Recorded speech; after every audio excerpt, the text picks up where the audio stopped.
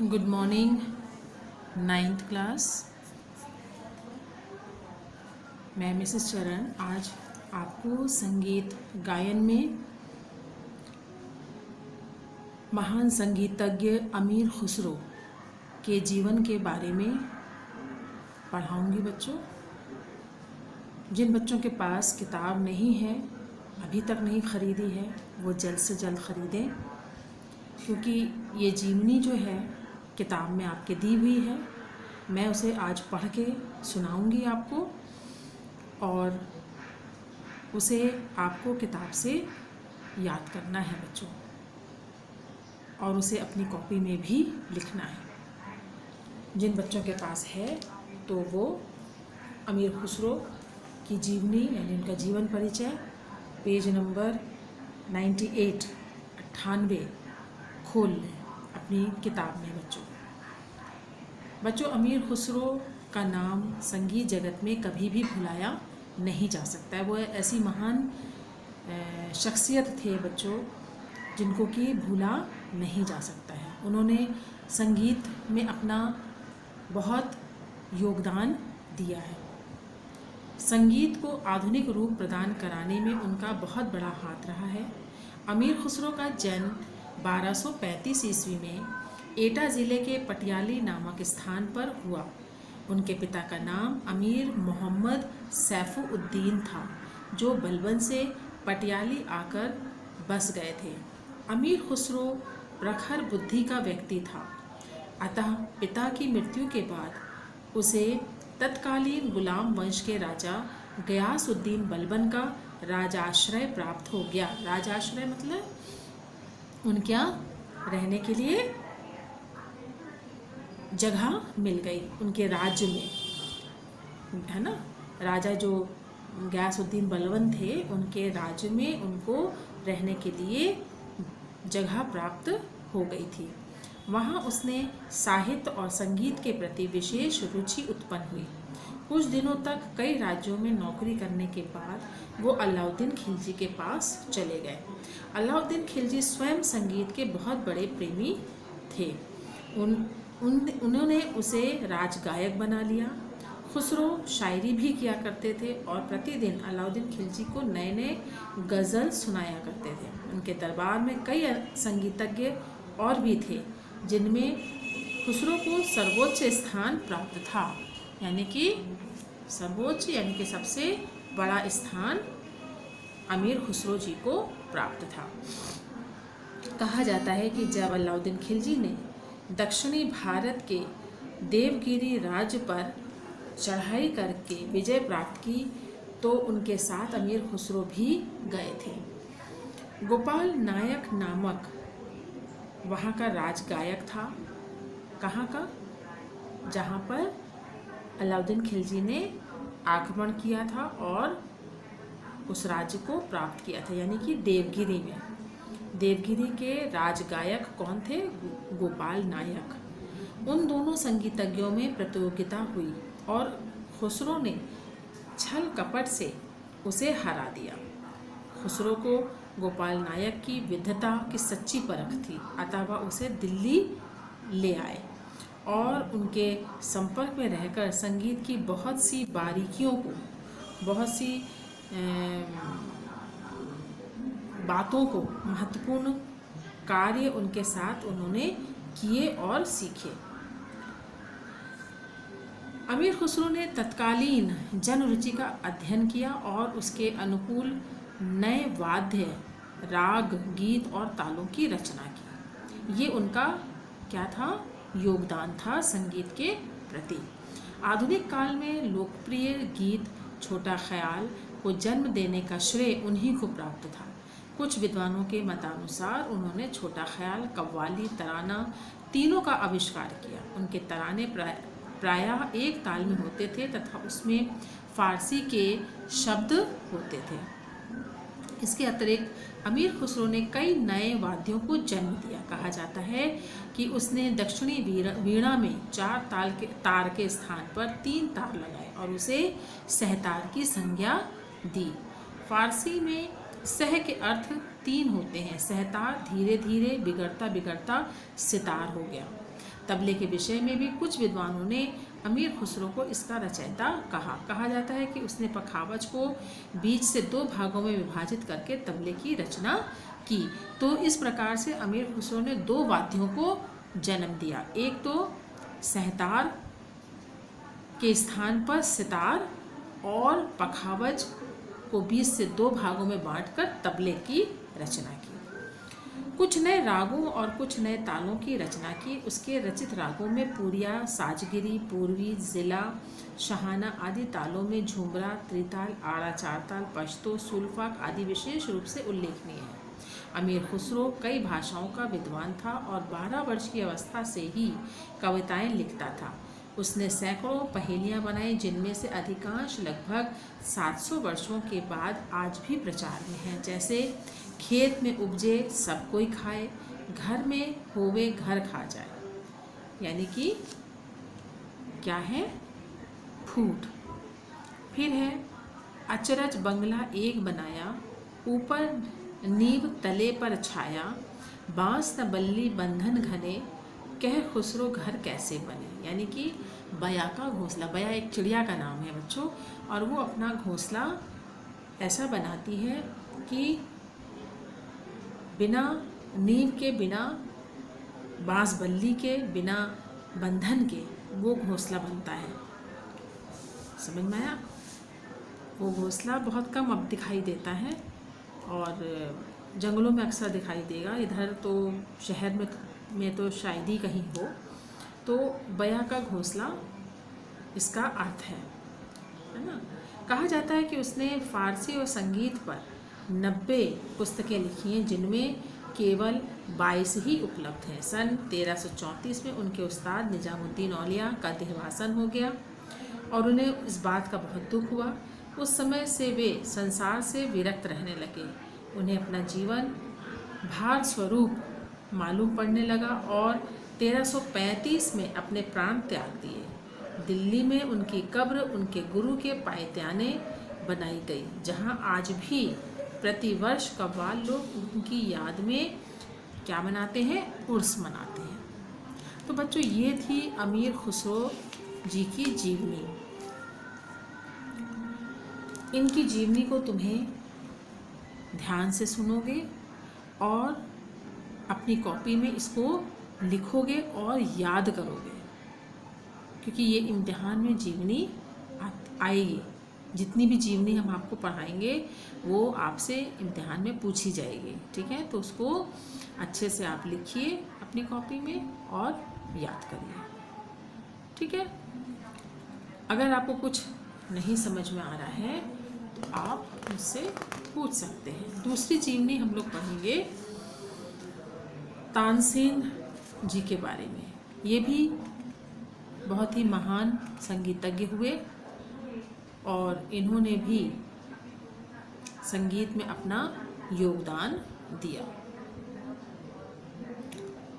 भारत का कौन सा ऐसा व्यक्ति होगा जिसने तानसेन का नाम ना सुना हो। उनकी मृत्यु के लगभग 400 वर्ष व्यतीत हो गए, किंतु ऐसा मालूम पड़ता है कि जैसे अभी कुछ ही दिनों पूर्व उनकी मृत्यु हुई हो।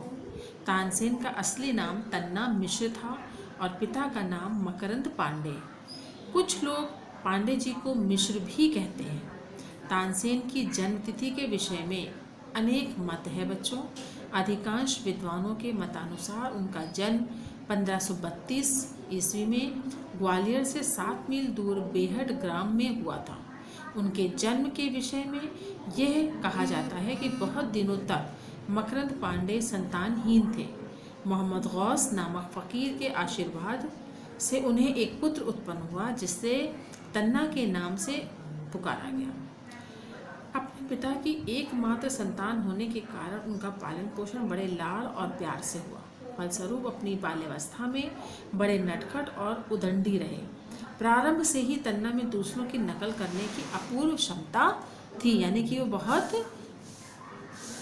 नकल करने में बहुत ही कुशल थे, है ना। दूसरों की नकल वो बड़ी बारीकी से कर लिया करते थे। बालक तन्ना पशु पक्षियों तथा जानवरों की विभिन्न बोलियों को सच्ची नकल करते थे और हिंसक पुष्पों की बोली से लोगों को क्या करते थे, डराते थे। इसी बीच स्वामी हरिदास से उनकी भेंट हो गई। मिलने की भी एक मनोरंजक घटना है बच्चों। एक बार स्वामी जी अपनी मंडली के साथ पास के जंगल से गुजर रहे थे। नटखट तन्ना एक पेड़ की आड़ से शेर की बोली से उन्हें डराने लगे। अतः साधु मंडली बहुत घबरा गई। थोड़ी देर के बाद तन्ना तानसेन हंसते हुए सामने प्रकट हुए और स्वामी हरिदास जी उनकी इस प्राकृतिक प्रतिभा से बहुत ही प्रभावित हुए और उनके पिता से तानसेन को संगीत सिखाने के लिए मांग लिया और अपने साथ उन्हें कहाँ ले गए, वृंदावन ले गए। वहीं पर जो स्वामी हरिदास जी थे उनका आश्रम था और वो वहाँ पर रहते थे। इस प्रकार तानसेन स्वामी हरिदास के साथ रहने लगे और 10 वर्षों तक उनसे संगीत शिक्षा प्राप्त किया। अपने पिता की अस्वस्थता सुनकर तानसेन अपनी मातृभूमि ग्वालियर चले गए। कुछ दिनों के बाद उनके पिता का देहांत हो गया। कहा जाता है कि मरने के पूर्व उनके पिता ने तानसेन को बुलाकर कहा कि तुम्हारा जन्म मोहम्मद गौस के आशीर्वाद स्वरूप हुआ है, अतः तुम कभी भी उनकी आज्ञा की क्या करना, अवहेलना न करना, मतलब कि उनकी आज्ञा को कभी भी ठुकराना नहीं। तब तानसेन स्वामी हरिदास से आज्ञा लेकर मोहम्मद गौस के पास रहने लगे।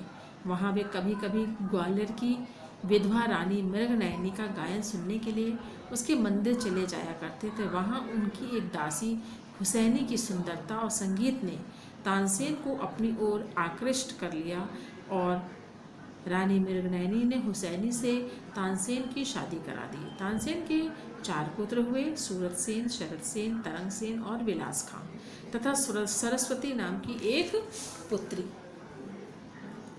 जब तानसेन अच्छे गायक हो गए तो रीवा नरेश रामचंद्र ने उन्हें राज्य गायक नियुक्त किया। महाराज रामचंद्र और अकबर में घनिष्ठ मित्रता थी।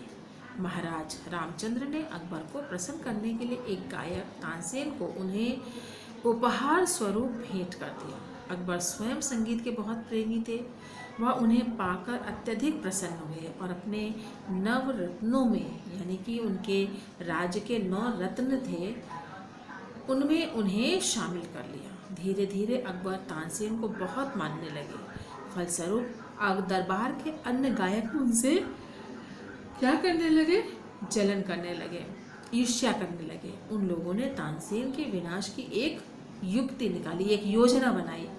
सभी गायकों ने अकबर बादशाह से प्रार्थना की कि तानसेन से दीपक राग सुना जाए और देखा जाए कि दीपक राग में कितना प्रभाव है। बच्चों, रागों में बहुत प्रभाव होता है ना।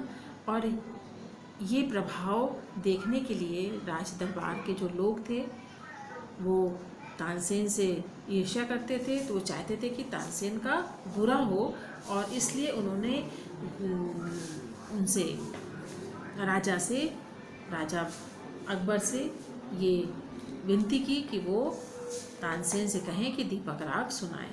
और जबकि उनको मालूम था कि दीपक राग का प्रभाव पड़ेगा, लेकिन फिर भी थोड़ा सा अनजान बन के उन्होंने कहा ये देखना चाहते हैं कि देखें राग में कोई प्रभाव है भी या नहीं। तानसेन के अतिरिक्त कोई दूसरा गायक इसे गा नहीं सकता था। यह बात बादशाह के दिमाग में जम गई। उसने तानसेन को दीपक राग गाने को बाध्य किया। तानसेन ने अकबर को बहुत समझाया कि दीपक राग के गाने का परिणाम बहुत बुरा होगा, किंतु बादशाह ने एक न माना। अतः तानसेन को दीपक राग गाना पड़ा। गाते ही गर्मी बढ़ने लगी। जैसा कि नाम था दीपक, दीपक जलाने से कमरे में क्या होता है, रोशनी तो होती है लेकिन उसकी तपिश भी होती है, गर्माहट भी होती है।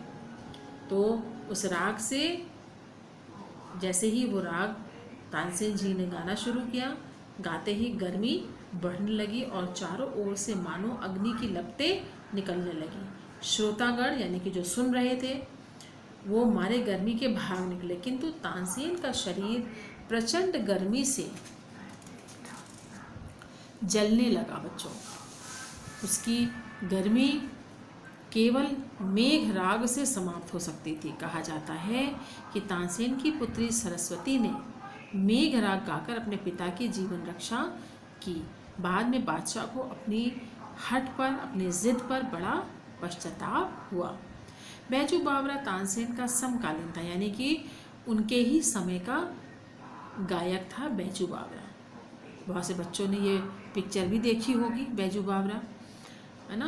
बैजू बावरा के ऊपर एक पिक्चर भी बनी थी। कहा जाता है कि एक बार दोनों गायकों में प्रतियोगिता हुई और तानसेन हार हुई। इसके पूर्व तानसेन ने राज्य की ओर से ये घोषणा करा दी थी कि उसके अतिरिक्त राज्य में कोई भी व्यक्ति गाना न गाए, और जो गाएगा तानसेन के साथ उसकी प्रतियोगिता होगी। जो हारेगा उसे उसी समय मृत्युदंड स्वीकार करना पड़ेगा। इस प्रकार तानसेन की वजह से अनेक गायकों की मृत्यु हो गई, क्योंकि कोई भी गायक उसे हरा नहीं सका। अंत में बैजू बावरा ने उसे परास्त किया, किंतु बैजू बावरा ने तानसेन को क्षमा कर अपने विशाल हृदय का परिचय दिया। तानसेन ने अनेक रागों की रचना की, जैसे दरबारी कांगड़ा, मियाँ की सारंग, मियाँ की तोड़ी, मियाँ मल्हार आदि की रचना की। कहा जाता है कि तानसेन ने बाद में मुसलमान धर्म को स्वीकार किया, और ऐसा क्यों किया, विद्वानों में कई मत हैं। कुछ का कहना है कि गुलाम गौस की आज्ञा से वे मुसलमान हो गए। कुछ का कहना है कि अकबर की मृत्यु से अकबर की पुत्री से उसकी शादी हुई। कुछ विद्वानों का ये भी मत है कि तानसेन मुसलमान हुए ही नहीं, उसने फ़कीर गुलाम गौस की स्मृति में स्वरचित रागों के नाम के आगे मियाँ शब्द को जोड़ दिया, जैसे मियाँ मल्हार, मियाँ की तोड़ी आदि। सन 1885 ईस्वी में दिल्ली में तानसेन की मृत्यु हुई और ग्वालियर में गुलाम गौस की कब्र के पास उनकी समाधि बनाई गई। प्रतिवर्ष उनकी स्मृति में ग्वालियर में उर्स मनाया जाता है और शास्त्रीय संगीत के कार्यक्रम आयोजित किए जाते हैं। तो ये थी बच्चों महान संगीतज्ञ तानसेन के जीवन के बारे में जानकारी। आज आपने 2 महान संगीतज्ञों के बारे में पढ़ा, एक तो अमीर खुसरो और दूसरे तानसेन। इसको भी आप अपनी कॉपी में ध्यान से सुनिएगा और कॉपी में लिखिएगा बच्चों, और याद करिएगा। ये दोनों जीवनी आपको याद करनी है। पहले लिखिएगा कॉपी में, पहले तो ध्यान से सुनिएगा। वीडियो जो मैं भेजूंगी उसको आप ध्यान से सुनिएगा।